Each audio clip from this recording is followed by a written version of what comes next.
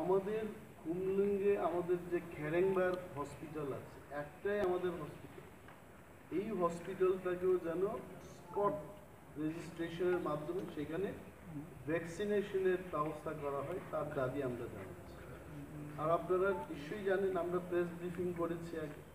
আমাদের এই মানে নতুন প্রশাসন আমরা যখন হাতে নিয়েছি, প্রথম ইসি মিটিংয়ে আমাদের পার্টির যিনি চেয়ারপারসন আমাদের মহারাজা, ওনার চিন্তা ভাবনার মাধ্যমে আমরা রাজ্যে অক্সিজেনের যে ঘাটতি আছে, করোনা মানে অক্সিজেনের সাথে পাল্লা দেওয়া, এবং উনি তখন ওনার সুচিন্তিত পরিকল্পিত একটা এই যে অক্সিজেন প্ল্যান্ট করা, এটা প্রথম ইসি মিটিংয়ে আমরা সেটা পাস করি। আমরা বলেছিলাম যে ইন্ডাস্ট্রি দপ্তর এবং স্বাস্থ্য দপ্তর আমরা মিলে দুটি দপ্তরের সমন্বয়ে এখানে একটা অক্সিজেন প্ল্যান্ট আমরা করব, এবং পরবর্তী সময়ে আমাদের এই সিদ্ধান্তকে সাড়া দিয়ে এবং রাজ্য সরকার বলেছেন যে 5টা অক্সিজেন প্ল্যান্ট ত্রিপুরাতে ওনারা গড়বেন, তার মধ্যে খুমলুংকে একটা অক্সিজেন প্ল্যান্ট দেওয়ার ঘোষণাও ওনারা দিয়েছেন।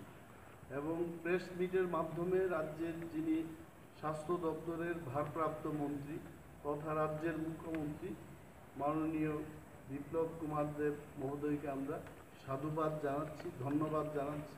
এবং আরও যেন আমাদের করোনা মোকাবেলায় আমাদেরকে সশক্তিকরণ বা আত্মনির্ভরশীল করে তোলার ক্ষেত্রে যা যা দরকার উনি সেই পদক্ষেপগুলো গ্রহণ করবেন, এটা আমাদের আশা। ধন্যবাদ। 18 ইয়ার্স থেকে 44 বছরের যারা, তাদের ভ্যাকসিনেশনের অনেকগুলো জায়গায় স্পট